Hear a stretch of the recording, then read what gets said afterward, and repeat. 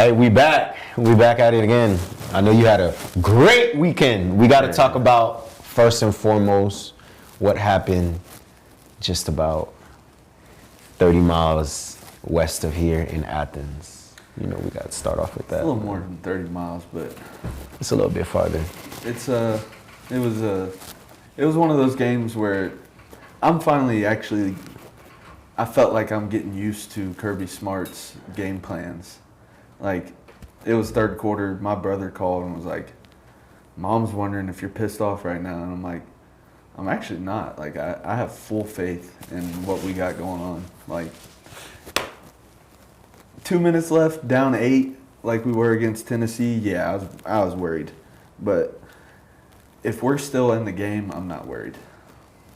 I love it because I was present. This is Inside of the Red Zone, episode 8 of our great show. Of course, my ride partner here, Moneybag Joe, and then of course myself as your host.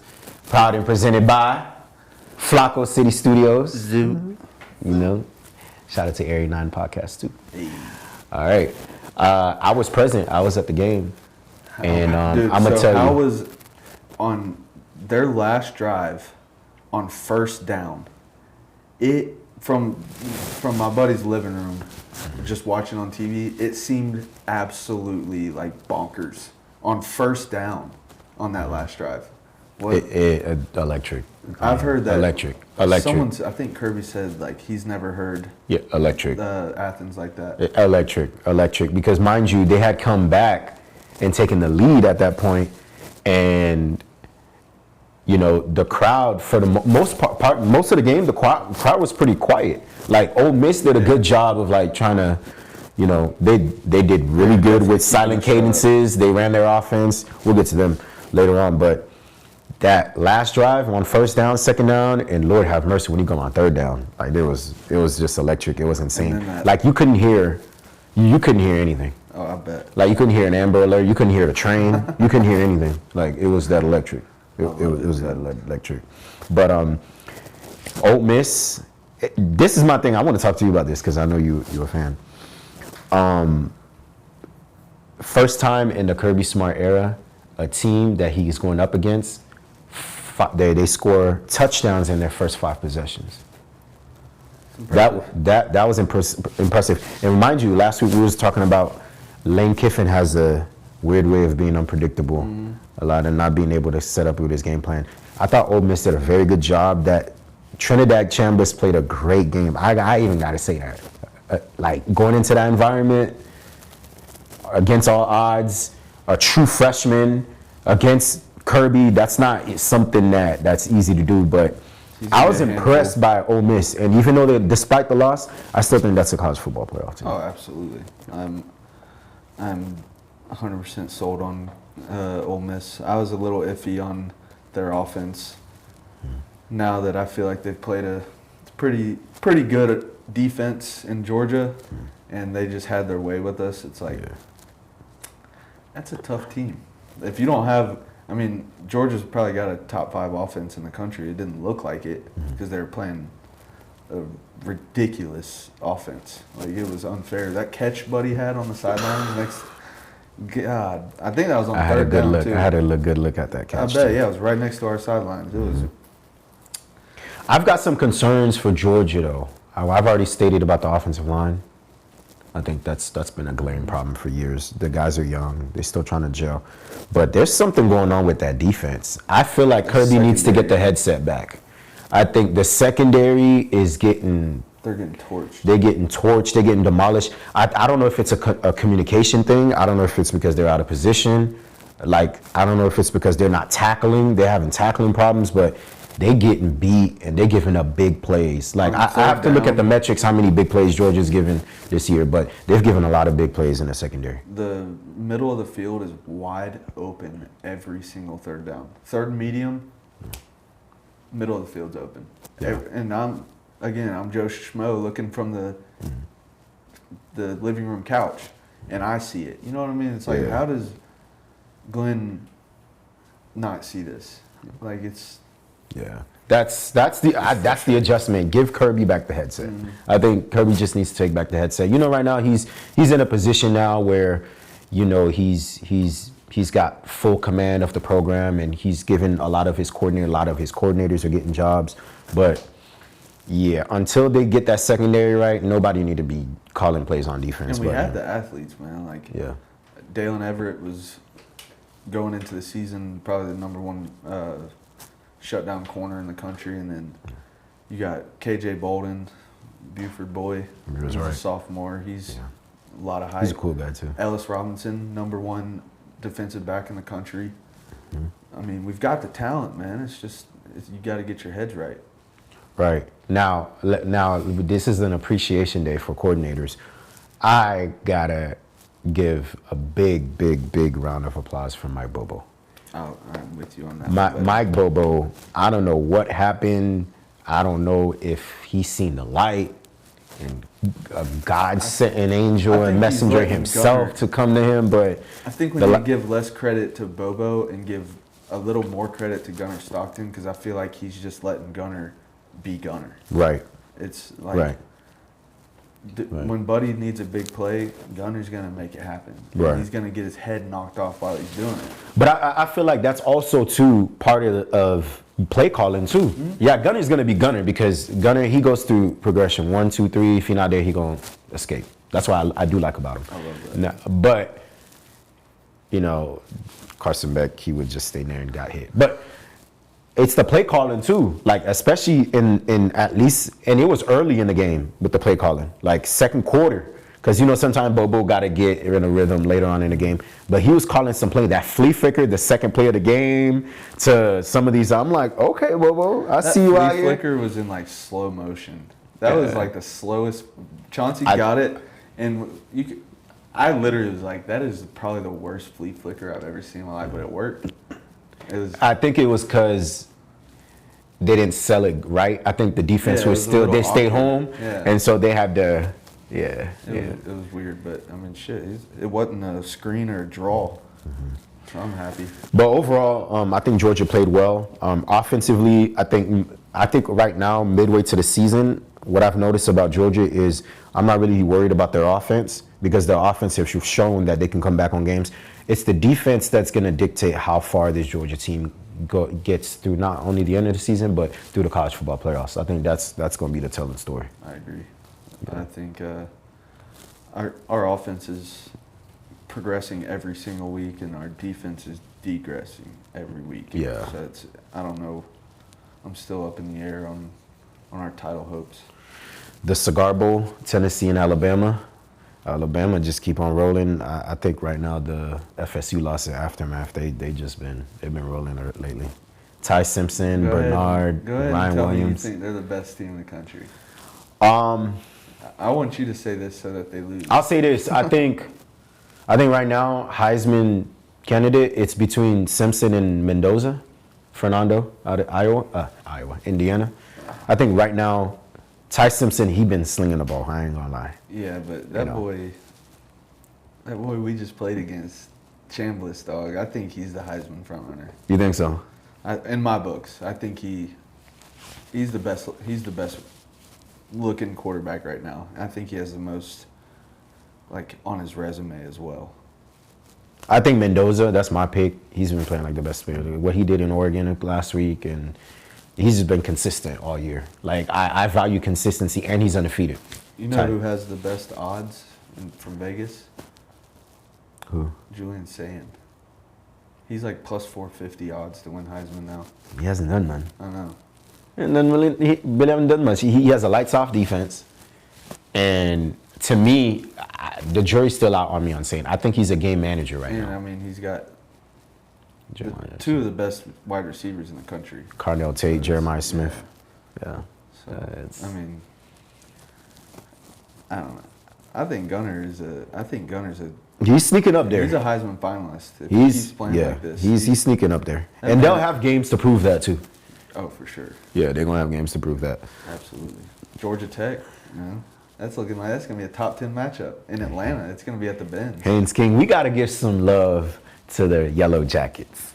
We gotta give some love to the Yellow Jackets right here, man. I have one of my they buzzing. Look at them buzzing out there. We gotta give some love to Haynes King, Brent the head coach, Thank Brett you. Kay, he's been doing a really good job with that program. I'm surprised. That running back, Haynes, he's legit. Their offense, it's just so unorthodox, man. They're not going to be tested until they play in Atlanta against Georgia, because I think if strength of schedule, when it comes down with the committee trying to, if they lose that game, then they're going to be like, okay, well, when you played it against a real opponent, you didn't show up. So I think they have to run the table to get in. Well, I think they can lose one. Depending on the loss, really. Well, we all know about the SEC bias. Yeah. Because a one-loss Georgia Tech, and then if they were to bring like a 3-loss Texas or like a 3-loss SEC team, then, the whole narrative starts again. Oh, what is the committee doing? The college football playoffs has failed us. See, I think one loss, it doesn't matter who you are. Anybody can lose one game. It's when you lose 2 games, it's like, all right. Now let's actually look at this. I think Georgia Tech loses one game, I think they're in, but they can't lose 2. Yeah. No, I agree. I think that if they were to lose a game right now, looking at it, I think Georgia would be the only game in that schedule. Like they're favored to run the table, at least in the ACC. They don't play like Miami or. Nah, they avoided Miami. They avoided at Clemson. They avoided a lot of their schedule this year worked in their favor. Are they playing Clemson? If they were to meet, it'd be in the ACC title game. Okay. It would either be them or probably Miami. Most likely it would be Miami in the ACC title game, because Clemson. Speaking of Miami, I need one of the viewers to go back and check one of the episodes. I'm pretty sure Sebi was calling them the best team in the country, and I think I said they were going to lose to Boston College or someone like that. Yeah. Yeah, you got me. He said they was going to lose to Boston College. They lost to Louisville at home. Yeah. Well, when I said that Miami was the best team in the country, they had the best resume. They beat 4 top 10 schools at that point. But you can't, and they was playing like the best. But I did mention that don't mean they're going to win the title. You can't look at rankings early in the season. Like, they had FSU in the top 5. They had Clemson in the top 5. They had Penn State number 1 at the beginning of the season. So I never look at the resume Texas too. at the beginning of the year. Right. They had Texas. They show us every year that they don't know what the fuck they're looking at. And I could have told you Penn State wasn't the best team in the country starting. Oh, well, I knew that. I think anybody can. Yeah, they weren't. They weren't. Now they don't even have a head coach, so it's like. Yeah, it's gonna be crazy. It's gonna be crazy. I want to show some love to Vanderbilt. They've been playing good too. Ahmad Hardy, bad boy. It's like a local or a modern Johnny Manziel. Right. Baker Mayfield. He's been playing lights out as well. But That's a Heisman. I'm excited about this week. We get to see Texas A&M for the first time, prime time at LSU. LSU. I don't know what's been going on with them. LSU winning. Or I have Texas A&M getting upset this week, and I have Alabama getting upset this week. Yeah, who do Crimson Tide play? Yeah, we'll go ahead and check that. Who do Crimson Tide play? We'll get back to them later on. I want to shift to the NFL, and we gotta talk about the preseason Super Bowl picks that you picked from the NFC. Yeah. I mean, I didn't say I knew what I was talking about either. Yeah, we got to talk about it. You had the Washington Commanders coming out of the NFC. I mean, it's still not out of the picture. All right, well, they are 3-4 now. Debo's out. Is he out for the season? No, but he's out for extended time. Yeah. Daniels is banged up for a little bit. Terry McLaurin, we don't know when he's coming back. That's like your 3 best players on offense right there. The defense is banged up. Marshawn Lattimore, he's lost a step in the secondary. I'm concerned about Washington because I saw their schedule. They got to go at Seattle. They got to go at the Mile High in Denver. They got to play the Eagles twice. They haven't played them twice, although they're shaky right now. They got to play Dallas again. And then after that, they have to play actually the Falcons in London. So I'm worried. 3-4 now. They might be looking at 3-7. They might be having 7 losses at that point. So I'm a little worried about them. It's hard to say. Again, it's still kind of early in the NFL season, so I don't know. A lot of people were writing off the Chiefs 2 weeks ago. Let's give them a couple weeks. I'm not going to write them off now, but they are looking a little shaky. That was an ass whooping. That was pretty bad. They banged up. Dorrance Armstrong, he's out for the year. ACL. I mean, they just really banged up right now. And Dallas may have just been having George Pickens was having his way with Lattimore. Yeah. CeeDee Lamb. He's been. Let's get to Dallas. Because right now, this is a team that they get hated on. I don't know any team that gets hated on more than the Dallas Cowboys. So I gotta let's put them in the spotlight right now. Dak Prescott, somebody that I've been very vocal about that I think is overrated. I gotta admit, he's a top three candidate for a league MVP right now. I'll give him that. The way he's playing, number 1 in yards, number 2 in completion percentage. In the last 6 games, 14 touchdowns, 0 interceptions. And we're talking about Dak Prescott, Dakota Rain Prescott we're talking about. And they have the number 1 total offense in the NFL, number 1 scoring offense in the NFL.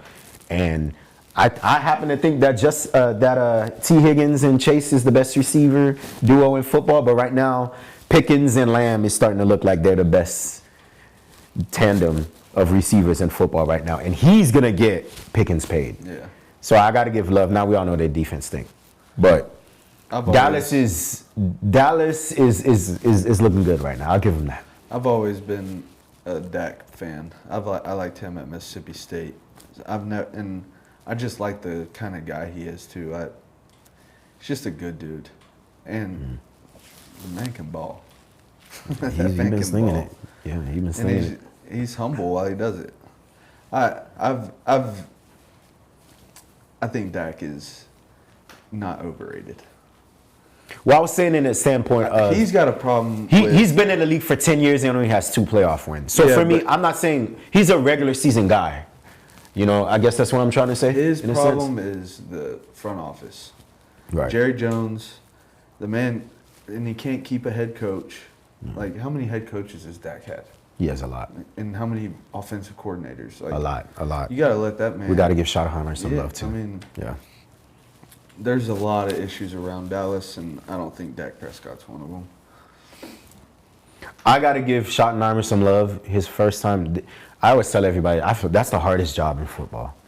The hardest job in football is to be the head coach of the Dallas Cowboys. Because it's not just you being the head coach. You got Jerry Jones you worrying about. You got the brand. You got all the media stuff that it's like there's a couple franchises that there's pressure when you become the head coach of them, like Barcelona, Real Madrid, the Yankees, the Dodgers, Man United. Man United. Like, it's pressure that comes with it, And Amarim is not. That man is he's a busted pipe right now, dog. He cannot take the pressure. South Carolina this weekend. That's right, South Carolina. It's in Columbia too. Okay, yeah. So Lenore Sellers might do something. Mm-hmm. Appreciate that. But yeah, Dallas has looked good. Dallas has looked good. Philadelphia is been winning by the skin of their teeth lately. I don't know what you've been seeing with that. Well, what do you think the problem is? I think the problem is, for me, is they need to go back to their identity. Saquon Barkley ran for 2,000 yards last year. Now, he may not get 2,000, but you need to at least get like 1,500, 14, 1,600 around that.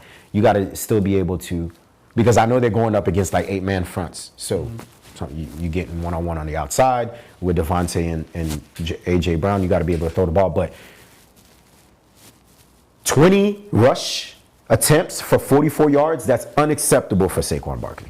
Absolutely. That's unacceptable for Saquon Barkley. I know somebody in here got him on fantasy. I know he's been very disappointed when we talk about Saquon Barkley, but he cannot touch the ball 20 times and only get 44 yards.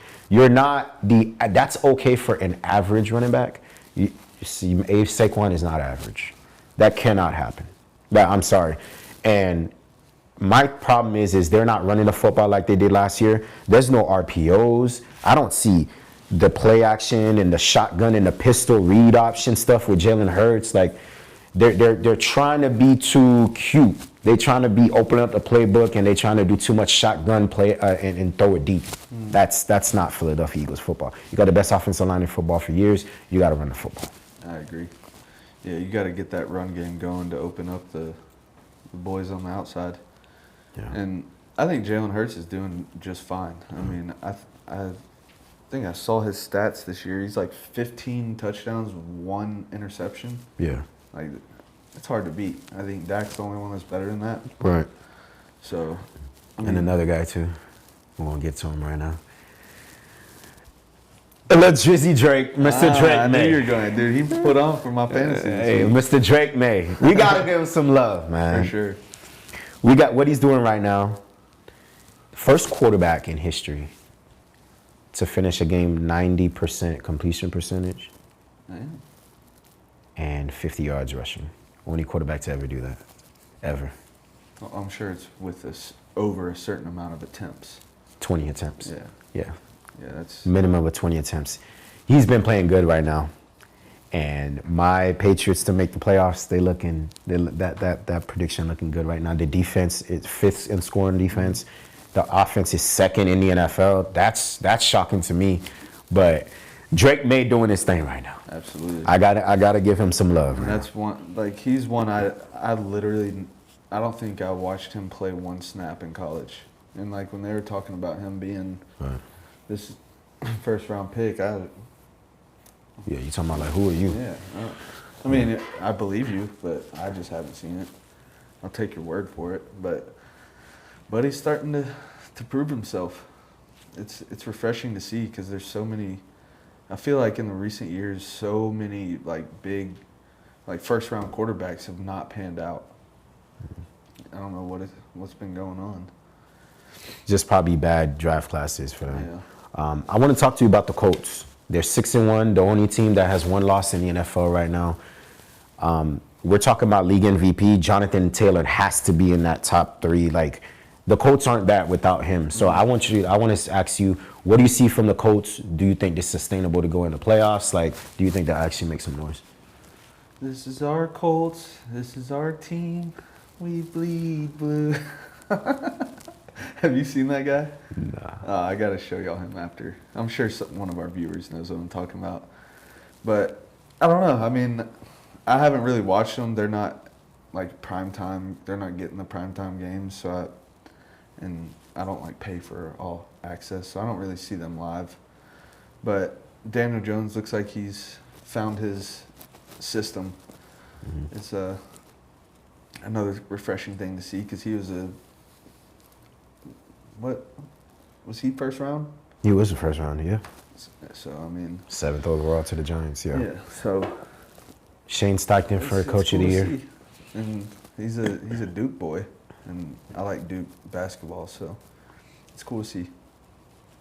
What you seeing from him? No, I mean, I think a lot of his success is with the coach. I think the coach is definitely Coach of the Year.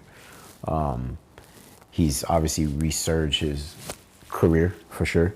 But I think everything starts and sets with the great offensive line that they got and Jonathan Taylor. Jonathan Taylor, Shane Steichen. Okay. Jonathan Taylor already has 12 touchdowns already. Yeah, that's wild. And he has an elite offensive line led by Quentin Nelson, but they can run the football. He can catch. I mean, you talking about like best skill position players in the world right now. He's giving Mr. B. John Robinson a run from his money right now because he's been balling. Respect on my B. John, bro. Yeah, he's been giving him a run for his money. So JT, shout out to JT. He's been playing lights out. Shout out JT. Speaking of B. John, I want to ask you what happened in San Francisco this past weekend. That 49ers defense is something serious, bro. They just look impenetrable. It was. I don't know. I don't even know what the issue was. I couldn't tell you. I wish I knew. They were banged up. And Fred Warner wasn't there, and Like, I'm thinking you guys were going to be able to run the football. That fucked us a little bit. He's a key piece to our defense that I wasn't expecting to be that this year. Number 0, Diablo. Mm-hmm. Him being hurt could have had a factor in the ass whooping, but I mean, they only scored 20 points, right? Yeah. 20-10. Yeah. So our offense just had an off week, or 49ers are just that good. I'm not really too worried about that loss. I mean, San Francisco's a good team, and we were in San Francisco. They're always well coached with Shanahan, too. We flew fucking 1,500 miles across the country to play them, so I'll chalk it up to that. You're going to chop it up to that? All right. We got to talk about what happened last night, the Lions and the Bucs. That could be a NFC Championship preview, maybe. I ended up falling asleep. Baker Mayfield I thought he was at least leading candidate right now for MVP, and they got bullied. They got bullied last night. Yeah, I mean, everyone has their day. Every dog has its day. Well, I mean, the Lions are a good team. Yeah, they are. And after what happened in Kansas City last week, you know they were going to answer the bell. Mm-hmm. Amon-Ra St. Brown, who was a demon last night. Gibbs, sorry for somebody who went against Gibbs. But he's a problem. He is a nightmare. It sucked to have gone. You didn't see the 87-yard run that he gashed? Yeah, I did see that. Yeah, the Lions, they look good. But what's impressed me is their defense. Mm-hmm. Oh, Aiden Hutchinson, man. Can't fuck with him. Yeah, they can't block him. He was unblockable last night. He's like a young T.J. Scott or T.J. Watt. Yeah, he was unblockable. The Lions, I know you were apprehensive about them, but I think this year, because they've been that good and they haven't exceeded expectations, a lot of people are just kind of like, maybe the same old Lions. I think that this year they're a little bit more focused. I think they're going to be right up there in the NFC. I agree. My Lions slander just really comes from, I don't think they're going to do what they did last year. I think they're going to still be like a good offense. I just don't think they're. How many games did they lose last year? 2? The 2. Yeah, I don't see that happening. Yeah, they've already lost 2, so it ain't gonna happen. Yeah, they could go undefeated. if they run the table the rest of the way. Seahawks is look good. I know you didn't get a chance to watch that last night, but their defense is stingy. Mm-hmm. Second in the NFL. You can't block Leonard Williams, Ernest Jones. Jackson Smith Njigba did what I needed him to do on my fantasy. I woke up this morning with a he is a bad man. He's a bad man, leading the league in receptions and receiving yards right now. He's a bad man. Like, Sam Darnold was a great pickup for the Seahawks. Yeah. Great pickup for the Seahawks. It's crazy how it's like there's something going on right now with quarterbacks where they're just getting put in the right spot. Like Mac Jones, Daniel Jones, Sam Darnold. Mm-hmm. It's weird. Yeah, Drake May, all of them. So that's why coaching really does matter in the NFL. It's one of the most underrated pieces that I tell everybody, for sure. Before we wrap this up, for sure, like I said, I want to get some predictions. I know you said that you had Texas A&M going down to LSU. Let's get a score. Alabama going down. Texas A&M, give me LSU 24-17, and then Alabama, that's going to be a shootout.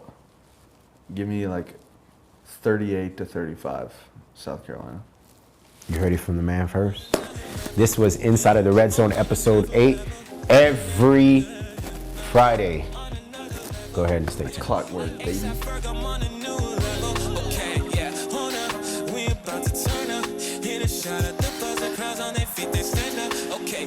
Touchdowns, had to add a 100. When it comes to this West, I come through in the clutch.